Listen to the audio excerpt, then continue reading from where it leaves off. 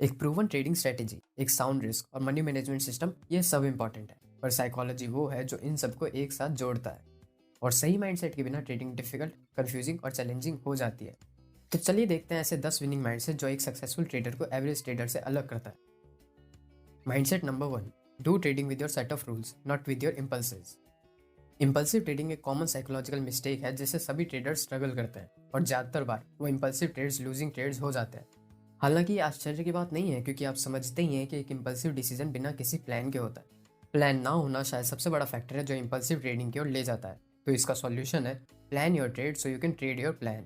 अपने ट्रेड की एडवांस में प्लानिंग करने से अब ग्राउंड रूल्स के साथ साथ अपने लिमिट्स भी तय कर रहे हैं। अपने आप को ऑब्जेक्टिव बनाने के लिए और फियर ग्रीड साइकिल से अलग खड़े होने में सक्षम होने के लिए आपको ट्रेड की हर पॉसिबिलिटीज का प्लान बनाना होगा कि आप कब क्या करेंगे। अगर मार्केट आपके हिसाब से चलता है तब आप कैसे एक्ट करेंगे, और उसी तरफ अगर मार्केट आपके अगेंस्ट में मूव करता है तब आप कैसे एक्ट करेंगे। इन सब पॉसिबिलिटीज के लिए ट्रेड में घुसने से पहले ही प्लान बना लें। इससे आपको पता होगा कि आपको कब क्या करना है और अल्टीमेटली आप इंपल्सिव डिसीजंस लेने से बचेंगे। Mindset number 2, winning in the stock market is a function of habits and so is losing. Trading से पैसे कमाना बस समय समय पर इफेक्टिव स्टेप्स को दोहराने की बात है। It's all about keeping good habits. लेकिन अगर आप में बुरी आदतें हैं तो इसका उल्टा होता है। हर ट्रेडर की अपनी बुरी आदतें होती हैं जो उनको ट्रेडिंग में सक्सेस से पीछे कर सकती हैं। बैड ट्रेडिंग हैबिट का एक एग्जांपल है, जैसे ट्रेडिंग रिस्क को मैनेज करने में असफल होना, या नुकसान उठाने के बाद रिवेंज ट्रेडिंग करना, या एक सिस्टम से दूसरे सिस्टम में कूदना, या जब आपका ट्रेडिंग प्लान फेल्ड साबित हो रहा हो तब भी उस पर टिके रहना, या इमोशनल या इम्पेशेंट हो जाना। ये कुछ ऐसा है जो आपको अपने लिए पता लगाना है, अपनी बुरी आदतें, अपनी कमजोरियों को ढूंढना है और उन्हें अच्छी आदतों में बदलना है। याद रखना, भले ही आप मार्केट को कंट्रोल नहीं कर सकते, लेकिन आप अपने बिहेवियर को कंट्रोल कर सकते हैं। गुड ट्रेडिंग हैबिट्स में बैलेंस शेड्यूल और लाइफस्टाइल रखना, डिसिप्लिन रहना, बड़े रिस्क से बचना, जर्नल रखना और भी बहुत कुछ शामिल है, जैसे कि लाइक बटन दबाना। सफल लोग सिर्फ किस्मत से सक्सेसफुल नहीं बनते हैं, उन्होंने कुछ अच्छी आदतों को अपनाया होता है जिससे उन्हें सफल होने में मदद मिलती है। और यही बात एक सक्सेसफुल ट्रेडर के लिए भी है। Mindset number 3, trade often in order to minimize the impact of any single losing trade and also to build skills। Trading ऊपर ऊपर से सिंपल लग सकती है, लेकिन लाइव मार्केट कंडीशंस में अपनी नॉलेज को लागू करना कठिन है। हर दिन, हर ट्रेड, हर पुलबैक अलग होता है। कुछ भी एकदम वैसा नहीं दिखता जैसा टेक्स्ट बुक एग्जाम्पल्स में दिखाया होता है। एक मेथड को इम्प्लीमेंट करने में बढ़िया होने के लिए आपको बहुत प्रैक्टिस की जरूरत है। स्पोर्ट्स की ही तरह जब आप मसल मेमोरी बनाने के लिए ड्रिल्स करते हैं, उसी तरह ट्रेडिंग में आपको अक्सर ट्रेड करने की जरूरत है, अपने स्किल्स बिल्ड करने के लिए और अपनी स्ट्रेटेजी रिफाइन करने के लिए। और आपको स्मॉल ट्रेड करने की जरूरत होती है। अगर आप सिंगल ट्रेड में बड़ा नुकसान करते हैं तो ये आपको अफेक्ट करेगा, लेकिन अगर आप किसी एक ट्रेड पर अमाउंट ऑफ रिस्क सीमित रखते हैं तो इससे कोई नुकसान नहीं होगा। आप अपने आप को आसानी से उठा सकते हैं और अगले ट्रेड पर आगे बढ़ सकते हैं। जब आपके अकाउंट पर रियल इम्पैक्ट कम होता है तो नुकसान उठाना बहुत आसान होता है। Mindset number 4, keep your size small to reduce the risk of ruin, to reduce emotional involvement and to give you the chance to learn from your mistakes without major consequences. Risk of ruin ये probability है कि आप इतने पैसे खो देंगे कि अब आप ट्रेडिंग में कंटिन्यू नहीं कर सकते हैं। अगर आपके पास कैपिटल है तो आप ट्रेडिंग गेम में हैं, लेकिन अगर आपके पास कैपिटल नहीं है तो आप ट्रेडिंग गेम से बाहर हैं। खासकर जब आप कंसिस्टेंटली ट्रेड करना सीख रहे हैं तब अपना रिस्क कम रखें। यहाँ तक कि जब आप अच्छे हो रहे हैं तब भी इसे कम रखें, क्योंकि आपकी भी लूजिंग पीरियड्स आएंगे और जब वे आएंगे तब आप उन्हें अपने अकाउंट से बड़ा हिस्सा नहीं ले जाने देना चाहते होंगे। ट्रेडिंग विदाउट इमोशन करने से ज़्यादा कहना आसान है। हम में से कई ट्रेडर्स इमोशनल और रिएक्शनरी होते हैं और हम डेली बेसिस पर डर और लालच से प्रभावित होते हैं। अगर आपके पास 50,000 का अकाउंट है और आप हर ट्रेड पर 5,000 का रिस्क उठाते हैं तो खेल से बाहर होने के लिए सिर्फ 10 लूजिंग ट्रेड्स लगेंगे। जब आप बिग ट्रेड करते हैं और लूजिंग पोजीशन में होते हैं तो हर बार जब मार्केट आपके पोजीशन के अगेंस्ट में एक पॉइंट भी मूव करता है तब आप निराश हो जाते हैं। इसलिए हमारे ट्रेड्स पर इस इमोशनल इफेक्ट को कम करने के सबसे आसान तरीकों में से एक है हमारे ट्रेड के साइज को कम रखना। इस तरह भले ही ट्रेड उम्मीद के मुताबिक ना हो, आपको बिना किसी मेजर कॉन्सिक्वेंस के अपनी गलतियों से सीखने का मौका मिलता है। Mindset number 5, being a trader is ultimately an act of competing against yourself. ये सेल्फ इंप्रूवमेंट के बारे में है, हर दिन अपने पिछले दिन से बेहतर होने के बारे में। Being a good trader means being consistent over the long run. इसका मतलब है मेहनती बने, अपनी गलतियों से सीखें और इमोशंस पर नियंत्रण रखें, अपने रिस्क टॉलरेंस के अंदर रहें और अगर आप कुछ नहीं जानते हैं तो उसके बारे में जानें। एक बेहतर ट्रेडर बनने का एकमात्र तरीका प्रैक्टिस के माध्यम से है, लेकिन प्रैक्टिस करना पर्याप्त नहीं है। ये सिर्फ 3 स्टेप प्रोसेस का पहला स्टेप है, प्रैक्टिसिंग, रिव्यूइंग एंड अडेप्टिंग। ये 3 स्टेप प्रोसेस आपके ट्रेडिंग स्किल्स को बहुत इंप्रूव कर देगा। सेल्फ रिव्यू प्रोसेस बहुत इंपॉर्टेंट है और अक्सर हम में से ज़्यादातर द्वारा नेग्लेक्ट किया जाता है। इसमें दिन के आपके सभी ट्रेड्स और एक्शन और इमोशंस को देखना और यह आकलन करना कि आपने प्रत्येक दिन अपने ट्रेडिंग प्लान को कितनी अच्छी तरह फॉलो किया, ये रिव्यू करना है।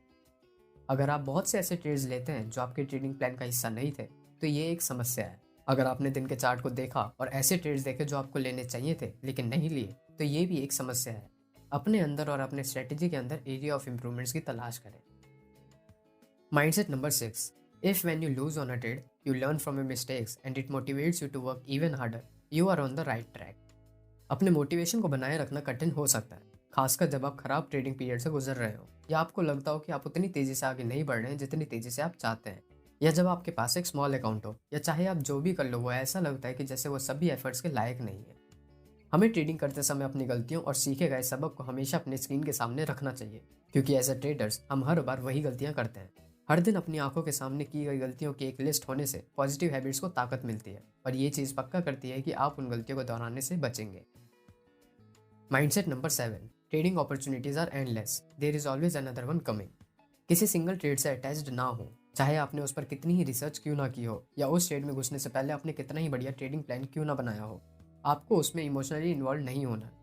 देखो क्या होता है ना, जब हम किसी एक ट्रेड पर इतना टाइम दे देते हैं तो हम उससे अटैच हो जाते हैं, और जब मार्केट हमसे सहमत नहीं होता है फिर भी हम मार्केट को नज़रअंदाज करते हैं और गलत प्रूव होने से बचते हैं। याद रखना, हमारा गोल पैसा बनाना है, सही प्रूव होना नहीं। देखो, हर ट्रेड विनिंग ट्रेड नहीं हो सकता है, ये स्वीकार करने के लिए खुद को ट्रेन करना होगा। आपको स्मॉल लॉसेस को अच्छी तरह से स्वीकार करना चाहिए और उनमें मिस्टेक से सीख कर अगले ट्रेड पर मूव करना चाहिए। आपको ट्रेडिंग अपॉर्चुनिटीज को अपने पास आने देना चाहिए और कभी भी मार्केट का पीछा नहीं करना चाहिए। If you miss an entry so be it, there is another one just around the corner. Mindset number 8, don't focus on the individual fluctuations in your account, चाहे वो विनर्स हो या लूजर्स। अल्टीमेटली आपके वो लॉन्ग टर्म रिजल्ट्स हैं जो मायने रखते हैं। अनिवार्य रूप से आपके पास काफ़ी गेंस के पीरियड्स भी आएंगे और दूसरे समय सिग्निफिकेंट लॉसेस भी। बेशक, जब फेवरेबल प्राइस मूवमेंट से आपके ट्रेडिंग अकाउंट को प्रॉफिट होता है तो अधिक ट्रेड करने के लिए एक्साइटेड और अत्यधिक उत्सुक होना आसान है, और ऐसे भी दिन आएंगे जब मार्केट पूरी तरह से आपके अगेंस्ट में होगा। एक कंसिस्टेंट ट्रेडर समझता है कि कोई भी एक्सट्रीम हमेशा के लिए नहीं रहेगा, और ये कि अच्छे और बुरे के बीच टिकना ये एक ऐसी स्किल है जो आपको सीखने और बढ़ने में सक्षम बनाता है। एक सिंगल ट्रेड कोई मायने नहीं रखता, विनिंग ट्रेड हो या लूजिंग।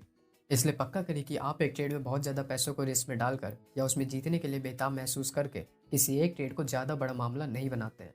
इसके बजाय लॉन्ग डिस्टेंस ट्रेडिंग रेस को जीतने पर फोकस करें। The goal is to win long term, you aim for consistency. Mindset number 9, a good trader acknowledges the fact that he can't predict the market. Market अनिवार्य रूप से traders और investors के लिए मार्केट प्लेस है जो supply और demand से प्रेरित है। ऐसे हजारों फैक्टर्स हैं जो खेल में आते हैं। हम निश्चित रूप से नहीं जान सकते कि कल क्या होगा। जब हमारे पास कई सफल ट्रेड होते हैं तो हमें ये लगता है कि हम इनविंसिबल हैं, हमें पता है कि मार्केट आगे क्या करेगा। हाँ, हम प्राइस मूवमेंट को प्रेडिक्ट करना सीखते हैं, लेकिन बहुत ज़्यादा अभिमान अक्सर डिजास्टर की ओर ले जाता है। अभिमान एक कॉम्पिटिटिव इमोशन है। हम मार्केट में भविष्यवाणी कर सकते हैं, ये सोच खतरनाक हो सकती है। फॉर एग्जाम्पल, एक बहुत ही कॉमन मिसकंसेप्शन है कि सपोर्ट और रेजिस्टेंस स्टॉक को होल्ड करेगा, या इन लेवल्स के टूटने पर स्टॉक प्राइस में सब्सटेंशियल ब्रेकआउट होगा। ये एजम्पशंस बनाना कि एक ब्रेकआउट होगा या एक लेवल स्टॉक को होल्ड कर देगा, मार्केट को प्रेडिक्ट करना ही है। इसके बजाय आपको देखना चाहिए कि इन लेवल्स के आसपास क्या होता है, और फिर एक डायरेक्शन में मोमेंटम आ जाने पर एंट्री करनी चाहिए। ऐसा करने से हम प्रेडिक्ट नहीं कर रहे हैं कि कुछ घटित होगा, बल्कि हम करंट प्राइस फ्लो में एंटर कर रहे हैं।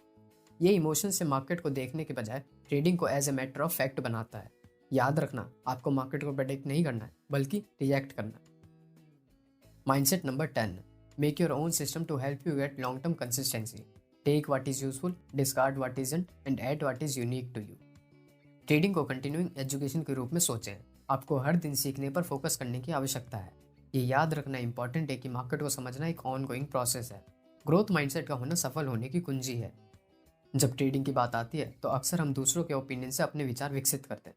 चलो, ये शुरुआत करने के लिए ठीक भी है, लेकिन जैसे जैसे हम डेवलप करना जारी रखते हैं हमें ये स्वीकार करने में सक्षम होना चाहिए कि जो कुछ हमने एक बार सोचा था सही होगा वो वास्तव में गलत हो सकता है।